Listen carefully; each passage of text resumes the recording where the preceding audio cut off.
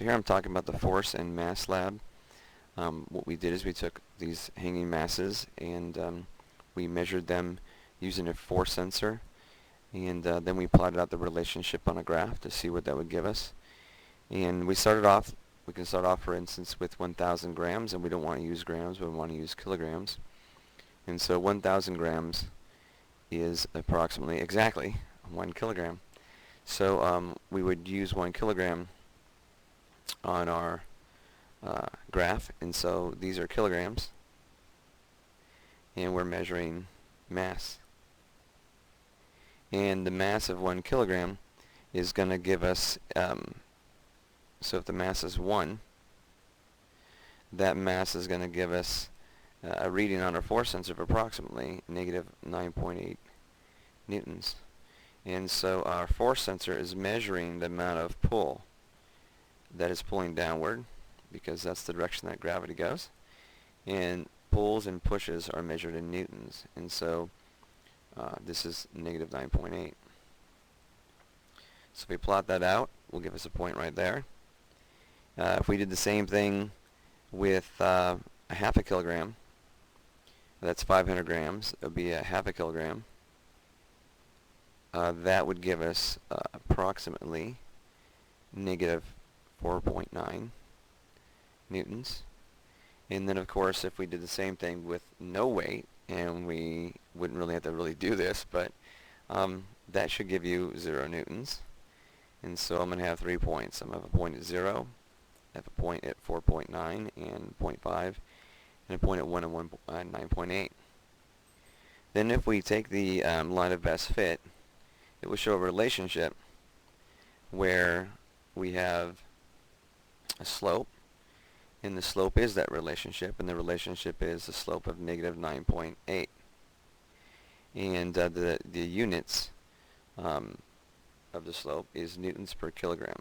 It's rise over run, newtons per kilogram. So if we were to do this over and over, any force that we hung from the mass would lie somewhere really close to this line. And so that tells us the relationship between force and mass.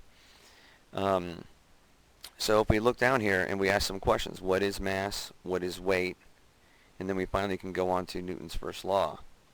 So what is mass? Well, mass is the amount of matter in an object. It's measured in kilograms, and it is always constant. So if we took this mass out to outer space, it would be the same. It would still be 1,000 grams, which is equal to 1 kilogram. It wouldn't matter where it was. Gravity, on the other hand, is what we call weight. So it's responsible for weight.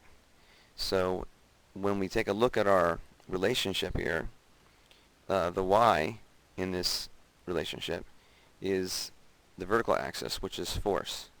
And our force is going to be equal to, our slope is negative 9.8 newtons per kilogram.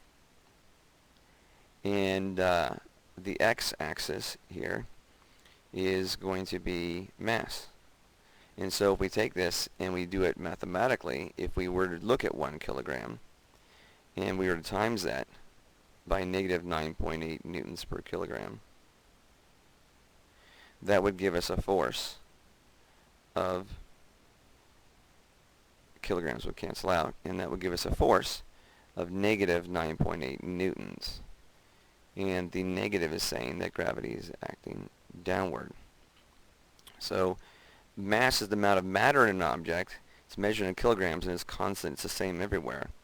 Weight is the force of gravity on a mass, and it's measured in newtons.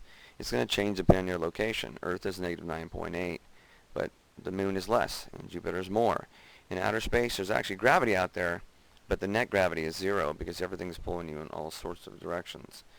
And so that gives us our equation, which is the force of gravity is equal to mass times the gravitational constant. Anyways, that leads us to Newton's first law, the law of inertia, which is the resistance of any mass to a change in its state of motion. And a force is required to change that state of motion. So for instance, if I had a ball hanging in space and gravity acted on that ball would fall.